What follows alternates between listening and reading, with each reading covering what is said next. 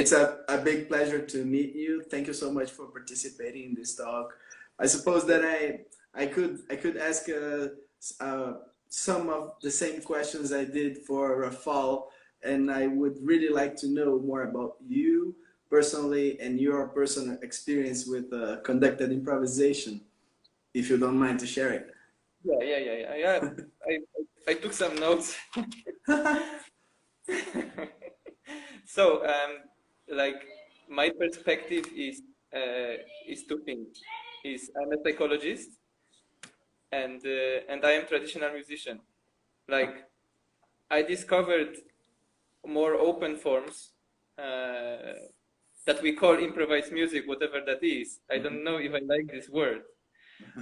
I don't know if I like word improvisation. Okay. But open forms through traditional music. This is how I discovered, like, for example, South Korean music.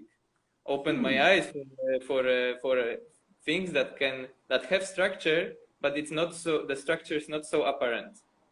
So then I understood the things I was listening from Mazen Kerbash or whatever. I was like, there is a structure, because I was lacking some structure. I was lacking something to lean on.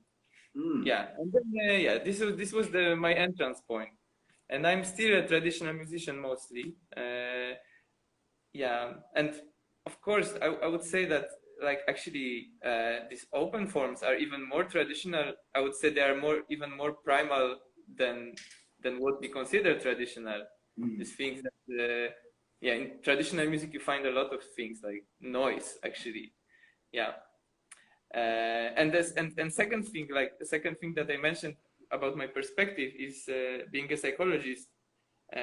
I'm deeply interested in community, in facilitating community.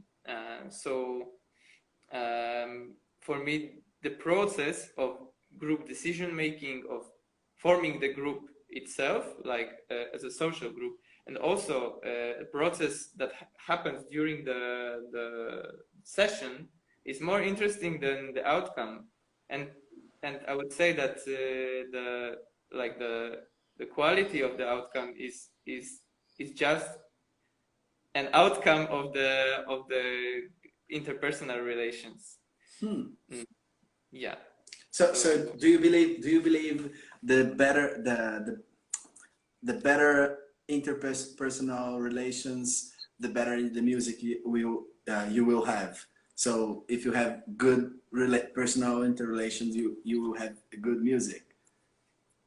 I don't know if it's such a straight rule, but okay. Like, for me, like, depending what you consider as good music, because I mean, for me, like intentions are like essential. Like, I don't really mind, like, I don't care about virtuosity. I'm tired of virtuosity. And yeah, because it's considered, is like understood in a very narrow way, virtuosity. And usually, or there are different kinds of virtuosities. Never mind. But yeah, there is a great connection between. I mean, first of all, we are humans. We need to have fun, and we need to have fun with each other. So that's important. What Rafa was saying, like, I would say sometimes it's a bit of too much clowning for me what we are doing. Okay. But there are different, different tendencies inside our group, and it's nice that like, we are constantly struggling to manage to contain all of the tendencies. Okay. And sometimes it doesn't work, and somebody drops out. But like, for me, it's interesting to manage to contain different points of view, because basically, after all, it's all about having fun together. however you understand that. And other thing, you mentioned the video where you saw somebody giving a gesture to the conductor. Yeah. And actually, as I think, this is something that that comes from our session that we had with Yedo Gibson. Okay, Yedo. Right. It was it was a milestone for us. It was very important session.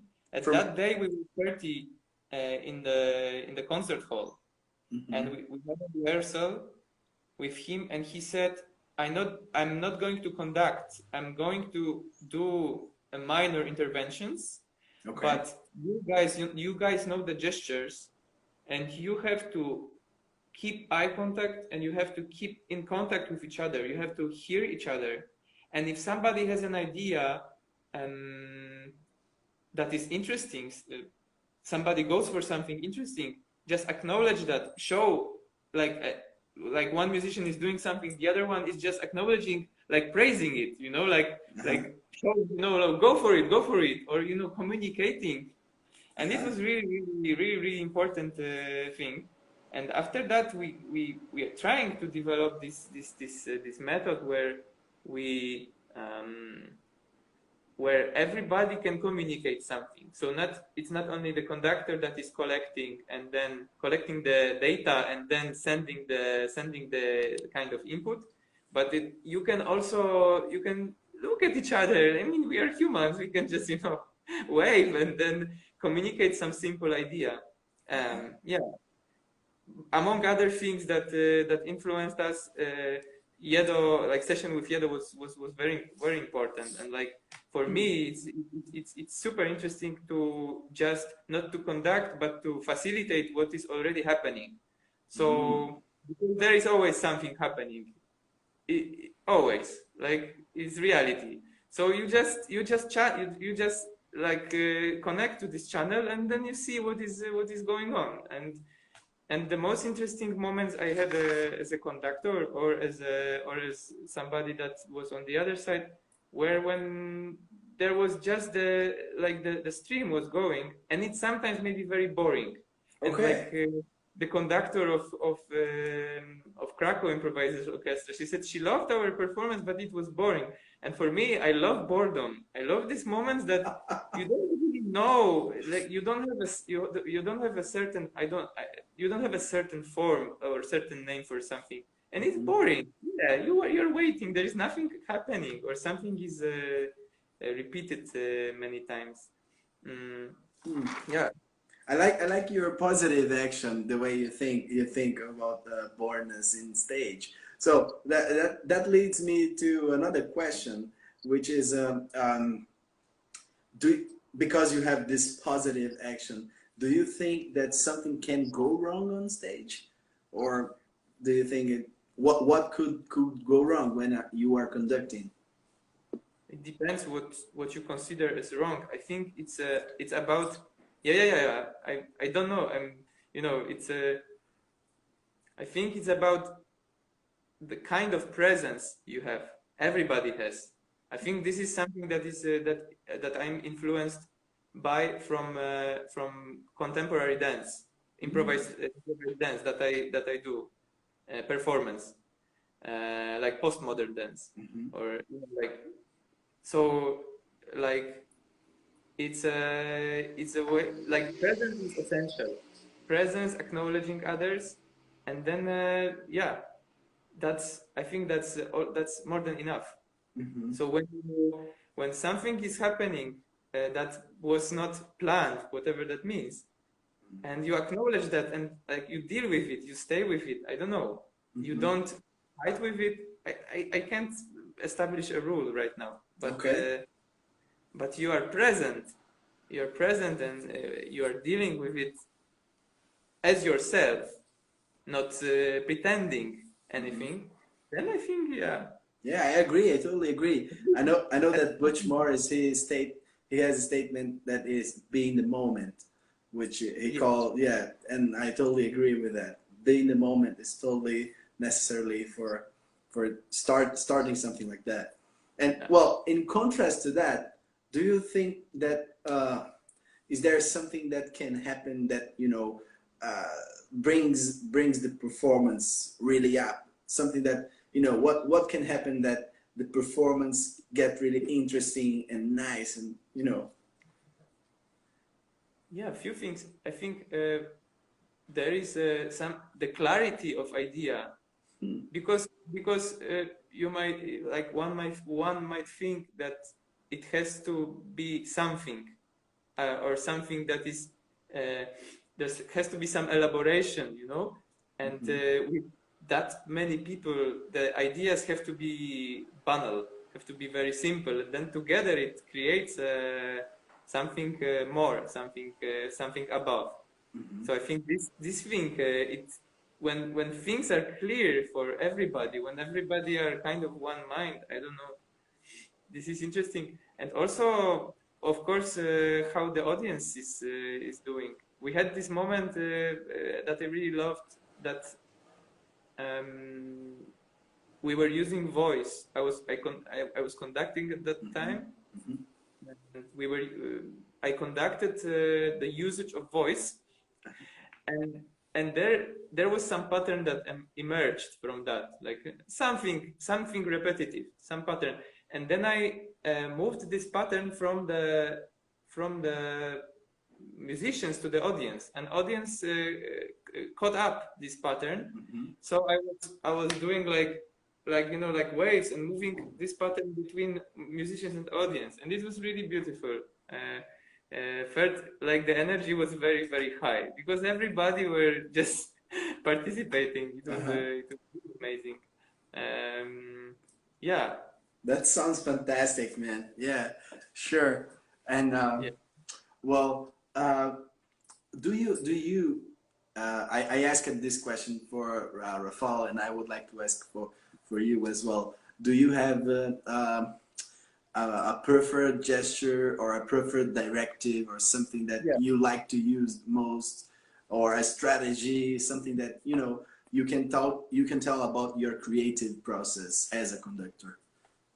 Yeah, so there's one gesture that I came up with, and it shows the amount of people that are allowed to perform at the moment.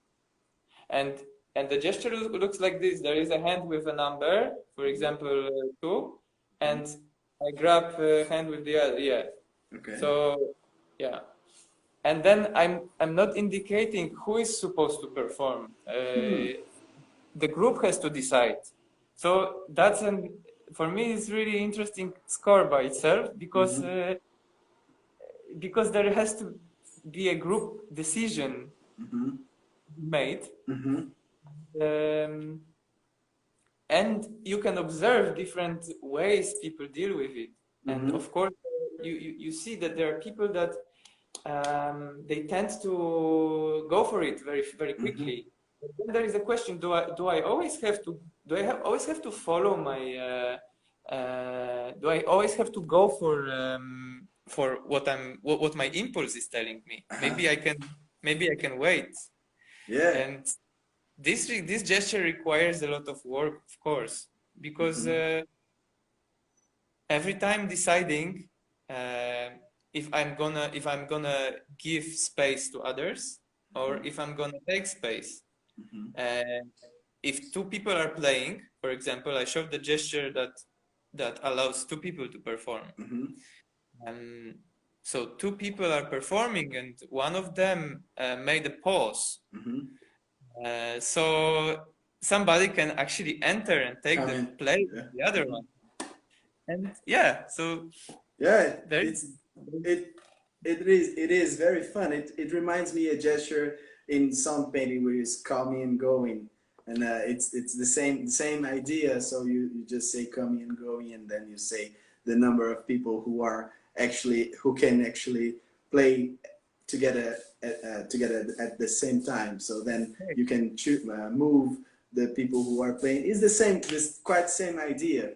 And well, still geeking about gestures, there's another thing that caught my attention in the conducting mode of your ensemble as general, is that you don't have a cue, you don't have a go gesture. And I'm not sure if am I right about that, but usually when I was watching you to conduct, well, when you say, for example, a long tune, or play whatever or something like that, you don't give a cue gesture, you don't give a go gesture like now, and you kind of let people to choose whenever they want to come in.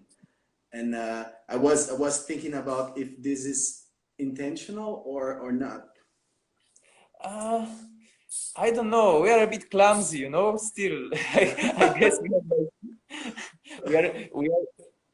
we are not super precise. I was amazed, for example, when I saw first time like Krakow Improvisers Orchestra, which performs, which rehearses together since I don't know, it's many years, but it's a long time, and they are super precise and still, of course, free, and they're very professional, and whatever that means. But I really liked it. At the same time, I like this clumsiness. I like both things, and I think they can be easily contained. But yes, we don't have this we only show maybe do what we play, yeah, this kind of thing, play.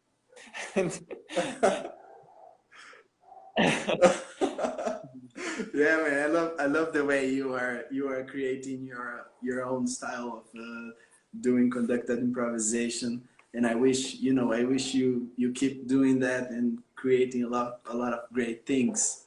And let me see, I have one last question for you, is before we open for questions from whoever is watching, and then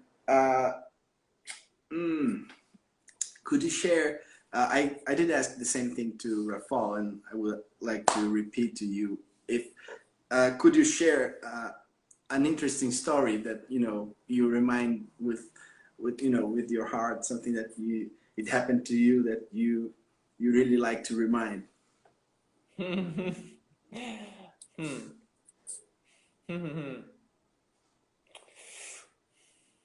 Maybe the first thing that comes to your mind. The first thing that came to my mind was the worst concert we played. Yeah, please. Yeah. Can you share it?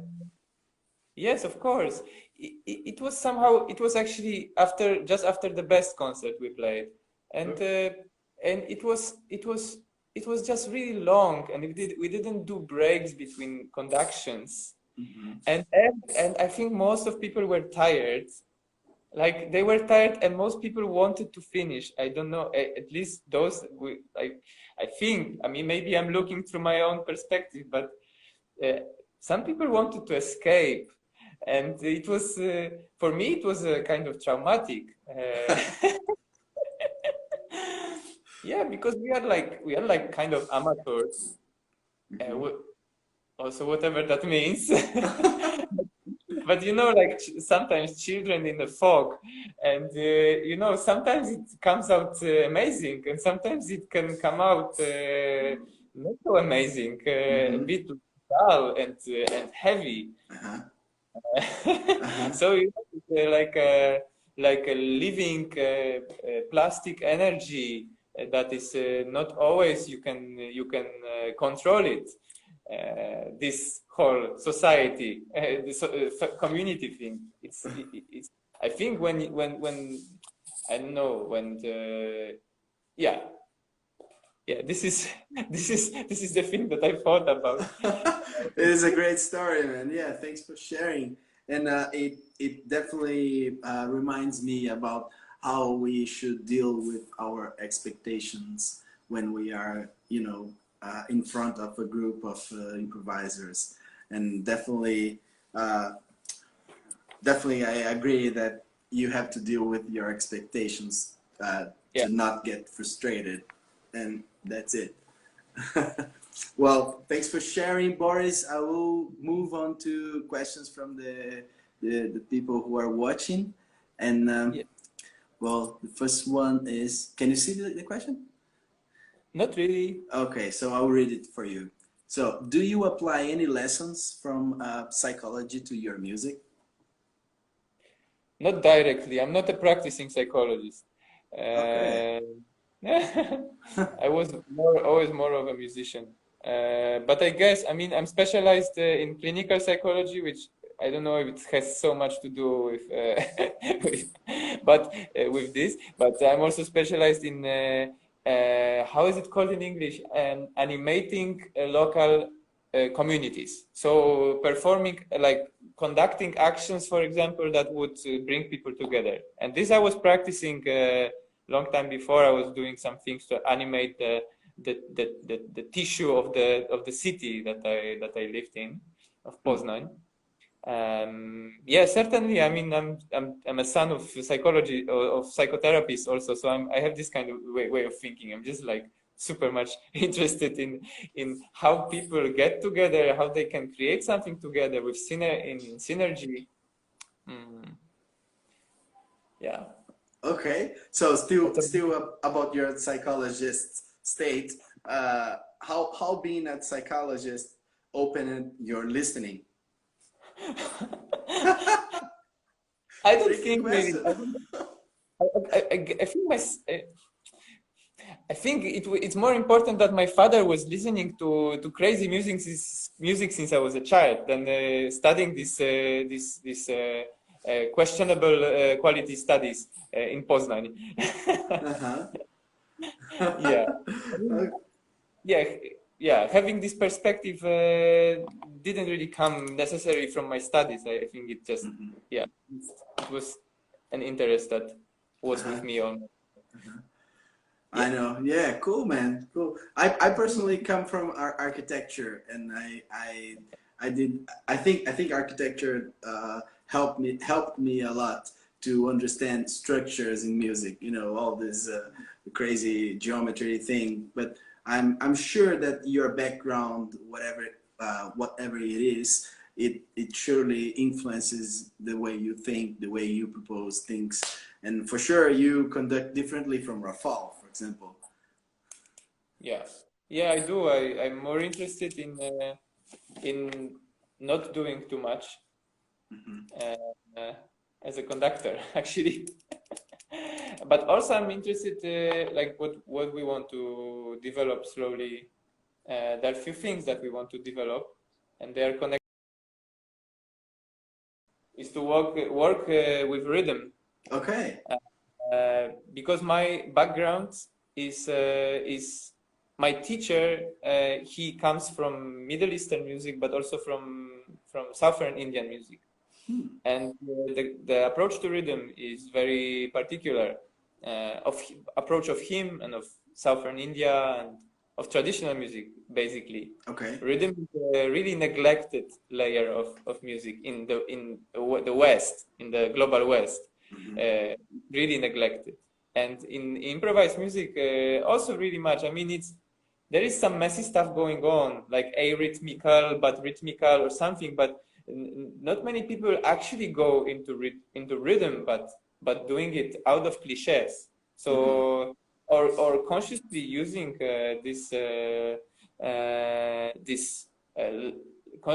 consciously using this layer. Yeah. So I'm a teacher of rhythmics, and I'm trying to teach how to go out of the prevalent rhythmic cliches. So this is for example interesting. Okay. And yeah. Other thing that Rafa mentioned was working with movement, and this is the approach that we also want to develop. Is basically, you know, there is no difference between movement and sound. It's like it's the same, and so treating it like this opens a lot of possibilities. Not necessarily that you start to dance instead of playing, because this is already division, but rather thinking of movement as a sound, thinking of sound as when you play, you are doing the movement. So how can you acknowledge how can you use your body, be with your body, and also we can also come to the place that that we easily forget that sound is three-dimensional, so it's spatial. It's always connected with space. Yeah, sure. It's something that happened that because we are listening on the earphones, that it got kind of detached, kind of. Yeah. Yeah, 100% agree, man. Yeah, great answer. And well, I have one last question for you, which is you said about your rhythmic influences, the way you think about that, and I've saw that you use a gesture, something like a triangle, rhythm triangle, or something like that. And I was trying to understand it if you also uses squares and stars and different types of geometries when you are doing this rhythm collection gesture. I don't know actually. I'm the only person that doesn't use any gesture for rhythm. Okay, okay. Not So yet, not yet. so I mean so because yeah. so how do you bring your knowledge in rhythm within your conduction? I don't yet do it. Okay. I don't need to do it directly because that's the idea to work with it more consciously. We haven't Mhm. worked too much, and Okay. yeah. How Ca- does triangle work? Triangle is 3 beat. Yeah, we sometimes do it. Yeah, we sometimes do it. It's like it's kind of like in a normal orchestra. 1, 2, 3, 1, 2, and so on. Yeah. Yeah, sometimes. I was Um, because when I saw Rafal doing this triangle thing like 3 beats, I I was thinking if you can do it like a square for 4 beats, or like a pentagram for 5 beats or something like that. Yeah, we should try. We should try. That would not be easily readable, but All right, Boris. Thank you so much for joining, for participating in this talk. I really appreciate it. It was awesome to talk with you and Rafal. Hello to Rafal. Thank you so much too. And I hope to meet you guys soon in person as soon as this crisis goes up. yes, welcome, welcome. All right. Okay. Thank you so much. Take Thank care, you. bro. Bye. Bye bye.